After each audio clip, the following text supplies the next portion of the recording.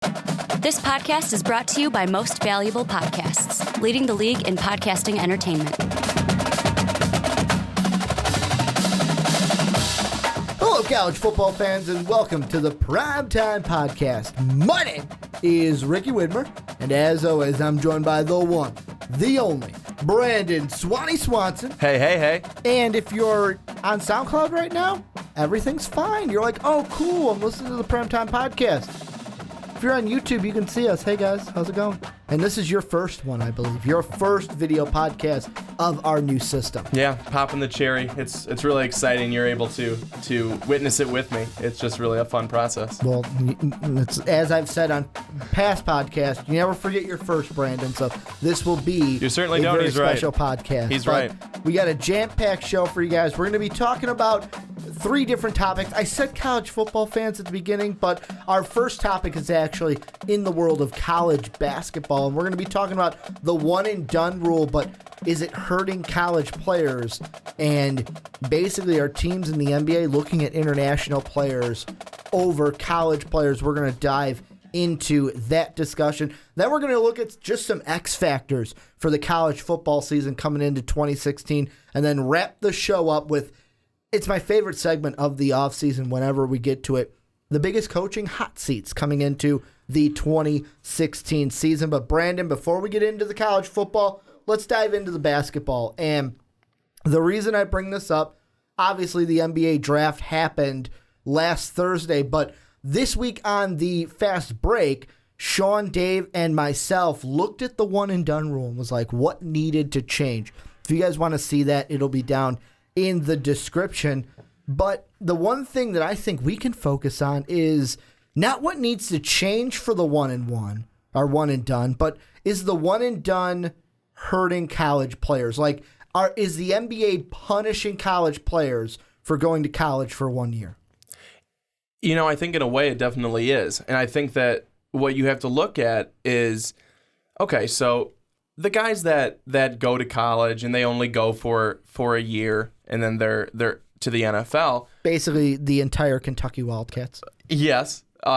Most of them they're going to be okay. You know, they're going to be drafted at a pretty good spot in a pretty good round. Mm-hmm. Everything like that, everything's going to be good. But then you look at, you know, some guys who are coming out of college early and looking to get drafted, and they're falling spots. They're not going where they think that where they should be going. And why is that?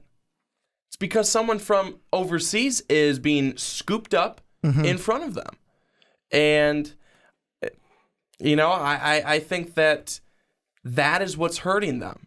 I think really the overseas players, not having any rules really at all, I think that's hurting, you know, the players here at home in the States who are having to, you know, go to college there. Well, and I mean, the whole person that I think about when I think of the question, is the NBA punishing players for going to college, is I kind of look at Deonta Davis, where freshman at Michigan State, obviously was on a pretty damn good team, but even as a freshman, I mean, you look at his stats and it's like 7.5 points per game, almost 2 blocks per game, 5 rebounds per game, averaged about 18.6 minutes per night for Tom Izzo's Spartans. And he was a guy that all the mock drafts coming out beforehand had him going mainly to the Bulls at 14, like that mid-teens range. So he got it in his mind, that's where I'm going. Well, he falls out of the first round. He goes to the second round. At 13, a pick that did happen, the Kings went ahead and took an overseas player in Papagiannis from Greece. And the thing I just think of is with the one-and-done rule, if we're talking just for college, it really adds an ego to some of these players. Because if you ask me, well, Ricky, how do you feel about the one-and-done rule? I hate it, but I hate it for 2 reasons. I hate it for the one side of it allows players, like I'm going to say Deonta Davis, to come out way ahead of when he should. But then if you're saying, oh, well, Ricky, you just said on the fast break that the rule should be 20. Well, yeah, I hate that now that rule would have to penalize players. Like, I'll even throw in, like, guys who came out straight out of high school, LeBron and Kobe. That rule, if I said, hey, we got to wait till 20, it would have punished them, and they wouldn't have been able to go to the association. However, the thing that I'm thinking about is hopefully that would help the college game get stronger because you'd have older guys going further into the tournament, playing for their team. But to be honest, people could just do what Emmanuel Mudiay did and said, fuck this, I'm going overseas. Yeah, one of the things that I like is being able to see someone like a Buddy Hield. Mm-hmm. I was gonna bring him up. 4 years. Mm-hmm. 4 years. And he needed every single one of those years. He was shooting with the wrong hand sophomore year. Yeah, well, thanks for taking my point. Sorry. I love the guy. I know everything about him. His sleeping habits I'm not going to get into it. No, because Ricky's actually a stalker. That's why he's not going to get into it. I'm not on that level yet. But you said yet. You said yet. It's a joke. It's bad. A joke. No, I'm kidding. But he's a prime example of what staying in college does. It makes it can help your game get better and improve. You still get good draft stock. You're still going to be good in the NBA, in my opinion. But that's a college player that I think really got, like, he had the full package because he allowed himself the time to garner that. You know, if he leaves after year 3, not going to be good. Well, not going to be good. He leaves after year 4. He gets things figured out.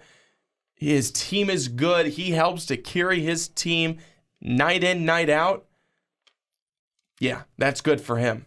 Well, and that's, like I said, he is the perfect example of what I put into it. And it's like, that's some of these players, I think, they get really hot that first year. They come out and it's like, well, oh, crap. We're not able to go up against a LeBron James or these grown men who are sometimes 30. I even look at it this way. Look at Steph Curry. He was a kid that went to Davidson, stayed past his freshman year if we're looking at just the one and done rule. But in the NBA, even him staying in, I heard it in some interview that they were talking about Steph Curry. The reason why he stayed an extra year in college was because he wanted to learn how to play the point guard position just a little bit better. But even look at him. He gets to the NBA as an upperclassman. He had to work his tail off too. It was, 8 years until he finally made it to the NBA Finals? Like, it wasn't just because I stayed in college for more than 1 year, I was instantly better coming out. There's still development, but I think that increasing the age of the one and done not only helps the NBA, but it helps college too. And it helps the players of college develop better. I think so. I mean, that's exactly what I think. And I think that it's good for them. I think that it's good overall because that an NBA team is actually getting the complete player and they're not having to do as much development there in the NBA. Like, you're wanting, a lot of times, teams like Philly, you kind of want someone who's ready. You know what I mean? You don't really have time to develop them. We don't have time. We suck already. We need you to be good now. And I think it helps both sides. It helps the player to be better because I think they are able to go through and it gives them the time to develop and to work out the kinks and stuff like that. And then at the same time, like I said, it helps the NBA team because they're getting a not so raw talent. There's things that, each guy, even the best, might be able to do differently and stuff like that. A lot of guys are raw talent coming out. But, you stay a little bit longer in college, not as raw when you get out. Well, and do you think, here's a question I'm going to ask you. Let's say the one and done, you have to stay I'll throw Dave's example at you. You got to stay 2 years in college. Do you think if that's the case, more of these college kids that we see coming out, we won't see on their draft profile the words like, oh, they're raw offensively or raw defensively, that that would just eliminate that because they'd have that extra year to work on their game. Some skills. Maybe not completely, but that's what I'm saying too, is that you're going to probably see that dropped from a lot of people because they're going to have the skills. Instead of saying raw offensively, it's going to say offensive threat. You've just dropped the raw part because of exactly what we're talking about and agreeing on. I think that is probably the biggest point right now. That's what I think. Well, and one player I want to throw in, this is a player that this year got drafted as a senior coming out of college. And, I mean, the player's Denzel Valentine. I keep wanting to call him Denzel Washington. Hell of a guy, even better basketball player. Brandon, it's not what you know, it's what you can prove. But Denzel Valentine is who I'm talking about, not Denzel Washington, where he's a guy, four-year player at Michigan State. As a freshman, was a guy that was averaging almost 21 minutes a game. Then he was averaging 29 and then 33 his last 2 seasons as a starter. And if I just look at his points alone, went up from 5 a game to 8 a game, 14.5, then to 19.2. And that last season, the 19.2 might have been into the 20s if he wasn't injured for that time. I know the knee injury that me and you talked about right after it happened, we came out with the podcast, can Michigan State stay undefeated? They lost that next game. Then we asked if Iowa could, and they lost the next game. We had a terrible streak of just cursing teams last year when we talked about them getting on a hot streak. But he's a guy that I look at and I go, what would he have done if he would have bought into the hype and said, I'm coming out. What Deonta Davis did is exactly what Denzel Valentine could have done. Yeah, you know what? I only averaged 5 a game, but I'm playing 20 a game, and I have, 2.4 assists, and I'm hitting my shot. He was only shooting 28%, so he probably wasn't coming out because that's a pretty bad that's 3-point percentage. He was hitting 54% from 2. So that's a little bit better. I was looking at the 3-point percentage. 28% is bad. That's really bad. But he wasn't a 3-point shooter as a freshman, and he increased that 3-point percentage to 44 coming out now. But my point is, he could have bought in the hype, but he didn't. He stayed at school, went 4 years. Am I saying he had to go 4 years? No. But look at that. He went 4 years, solid pick at 14 to a team, a pick that I was very happy about. And I mean, the thing is, I think that's the thing is, do you have to stay 4 years? No, but you have to stay longer than a year. But let me stop you there, and I'm only stopping you because I'm going to kind of make an example out of what you're saying. Okay, so many times you and I have a job, right? Outside of this, yes. Believe it or not. Believe it or not. Believe it or not, we do. Believe it or not, we do. And they're wondering how the hell did anyone give them a job? But that is so comparable to what we're talking about. This is a job. I'm not perfect at mine, and I've only been there 4 months. This is a job now. You're talking college. It's still a job. Yeah. You're bringing in a lot of money. However, it's not going to you. You're a basketball player. This is your job, and most likely your full-time job, and it is a full-time job. You're an athlete on the big stage. How many times do we see young people be in a job for a year, less than a year, and say, you know what? I can go off to this next job. They want me. I'll make more money. I'll do this, blah, blah, blah. They get there, and they're in over their head. Same thing could be true of basketball players who go for short amount of time or don't go. Boom, they're off because they're making more money. They're getting the fame. They're getting all these perks. But then, are you really being as good as you could be? You might be really good, but are you as good as you possibly could be? Are you a star? Are you on your way to being a star? Are you only on your way to being a good player? And I'm sure you could take this from any draft class, but I'm taking this from the one that I was talking about, Denzel, right? Yeah. From his freshman year, he would have came in the 2013 draft class. That's the draft he would have been in if he came out after year one. And if anyone who's like, Ricky, I can't remember what draft class that was the Anthony Bennett draft class, the very weak one.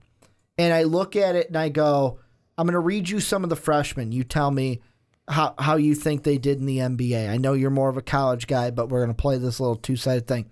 Anthony Bennett was a freshman. Has he had a good NBA career thus far? No. How about Nerlens Noel with Philly?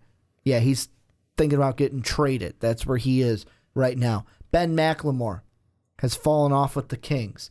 Another one I'm looking down at Steven Adams for the Thunder. Okay, you got one. Yeah. There's one. Another one. However, he needs to find like a comb and a razor. Shabazz Muhammad. I can give it to you, but he's a role player off the bench. Now I'm going to give you some guys in the top 20 that were upperclassmen. Victor Oladipo, pretty good player for the Magic. Oh, just got traded to the best team, second best team in the Western Conference. Then you also have an upperclassman, I'm saying juniors and seniors. CJ McCollum, just one of the best guards and one of the best backcourts in the NBA when it comes to Dame Lillard and CJ McCollum. Then you also have Kelly Olynyk, who I know he's not a star, but he's been a pretty good player, especially when he's tearing out Kevin Love's arm in the playoffs for the Boston Celtics. Then 3 guys that were internationals. The Greek Freak, he's been done pretty good. Dennis Schroeder, he's going to be the future in Atlanta, and that's why they just traded Jeff Teague. And then you also have Georges Niang, who's a pretty good 5 for the Timberwolves. So just using that draft class alone, because I looked at it because that's the draft class Denzel would have came out of with the 1-1. That right there shows you, of course that's just a snapshot. It's just 1 year, and draft classes change. And you could say, well, Ricky, that was a weak draft class. That's why. Or is that a snapshot of, hey, this is what more draft classes could be like? Cleveland would have been screwed if they didn't send Anthony Bennett off to Minnesota when they got LeBron. I don't think you're wrong. People could disagree, and they probably will, but they probably will, because that's the beauty of having opinions. Mm-hmm. Everyone has a different one, and I think that you'll start to see the more and more guys who stay in college longer to play longer to get things figured out quicker there than having to waste the time. And it's wasted time. Let's be honest. It's wasted time when you're in the NBA. You shouldn't be trying to figure things out for the most part. You should be ready to go. When you can figure things out, and maybe while you're figuring things out, you could have a team that's good enough to make a run for a championship. And you could actually be killing 2 birds with 1 stone, winning a championship and figuring things out. Because more often than not, if you are good and you are productive, your team is going to be better and your team is going to be more productive. Okay, there's some players on really, really bad teams, but the player's really, really good. Guess what? You're probably going to get lucky enough to get traded one of these days for all these things and all these other players or picks in return. That's because you probably put in your time all throughout college. And the thing is that that's what college is there for. You are learning. You're good, but you're still learning. You're better in your game. So when it's time for the big, big stage, you're ready to go. That's what college coaches want. Well, and the last thing because we've been running we've been running for a while on this topic. The last thing I kind of want to look at and dissect is college compared to playing overseas and the international player. Do you think for college, if let's say there's a rule passed by the NBA that you got to stay 2 years or you got to stay till you're 20, does that help or hurt college? Or do more players say, I want to go get paid, so I'm going to go overseas instead of playing in college? If you have to stay if there's a rule that says that you have to stay till you're 20. You have to stay you have to play 2 years somewhere, like 2 years out of high school, or you can't come in until you're 20 years old. Do you think either of those rules would help or hurt college? Or are more players going to say, you know what, I'm just going to go make a living overseas? Well, honestly, it could help college because of the fact that you're going to get more people who are going to, and again, I'm looking from a marketing side, you're going to get more people who are going to tune in for your games. If the players are really good, you're going to make more money because of those players. And then these players become household names because you see them more than and they become a face of your organization. Well, and it's perfect you bring that up because you look at March Madness. Why does March Madness, and I know that this also goes in for the smaller teams because of the media coverage on it, but why do you think we get so hyped up about players in March? Because we've had an entire season of subliminal advertising, of these names being thrown down our throats to where we're like, yeah, I know him. I know Buddy Hield. And then it's going to be name. Buddy Hield's Oklahoma Sooners versus... Yeah, I'm trying to think of Marcus Page's, Georges Niang's, Iowa State Cyclones or something like that. That's a better choice because it's Big 12 and I went out of conference. But that's the thing with me. You look at November, December, October college basketball. Yeah, it could. Who gives a fuck? Because it's usually nobody versus nobody. But I mean, the casual fan isn't drawn in because those names of the one and dones, those names aren't developed yet. Like Ben Simmons, nobody was looking at Ben Simmons in November unless you were like a diehard either draft or college basketball fan. And I have to say something, and I know that people will probably, kill me in the comments. I am not impressed with Ben Simmons. And I am not impressed with him being taken number 1 in the draft. Hold on, I know this is for a different podcast. Yep. Go ahead. But I think he is not going to be that good. He's never going to be a number 1 player, and he will. I won't say that he won't be a star, but he needs other people around him. He can't do it himself because he never could do it himself at LSU, and that is why LSU. I mean, no one can do it themselves and make it to a championship. I don't think, but LSU was not that good, and I know that if there's a lot of hype around Ben Simmons, be happy to have him, but also be looking for some other talent to come around him because Ben Simmons, if he wants to play, he will. If he doesn't, he won't. And I don't think that he is the best one. I would have gone elsewhere. No, my thought with Ben Simmons is, does he have some things to develop? Yes. The thing that I love that you brought this up because I can say this on this podcast, and I feel like this is the audience that I could speak to about it. The one thing that irks me about Ben Simmons is I get it. The NIT may be seen as a joke. Probably is a joke. It's a consolation prize. If you didn't make the big dance, it's a consolation prize. But the fact that you go and say, we're not going to play. Why did that happen? Let's be honest. His agent got in his ear and said, your brand is bigger than this tournament. You get injured, screws up your entire career. You're not playing. And that takes away. Now, you could say, well, Ricky, that's the team's decision. No, it's not. If Ben Simmons was saying, I'm not going to play, there's no way LSU plays without him because then they'd get embarrassed. But that takes away the opportunity from teammates where they're not going to the NBA and they wanted just to play a little bit longer, have that camaraderie, play with this team a few more times before they have to hang it up. Yeah, and I think that, I think that one of the things that you said there was his, and we're not sure. Brand. We're not sure. We're speculating, of course. We don't know his agent. Well, I don't. You might. No, I don't. I'm not that hit. No. Oh, okay. Yeah. Well, that shows to me, if that's what happened, easily manipulated, immature, and that's not good. And you're now on a professional basketball team. And for Ben Simmons, I think he's got a long way to go. And I'm looking at it like, to me, I know there's only 2 of them because I had to look it up. Keith Hornsby, Josh Gray. They're the ones, hey, maybe wanted to play a little bit because I'm seniors and I'm going to be wrapping up this career soon. Well, they didn't get to play in the NIT. And the last point I wanted to make before you went on your Ben Simmons, it goes back to what you were saying about the media coverage and just the one thing I look at is earlier this college season, who do you think is going to draw in a casual fan more for Duke? I'm looking at Duke particularly because they had a guy come back. Harry Giles or Jason Tatum or Grayson Allen?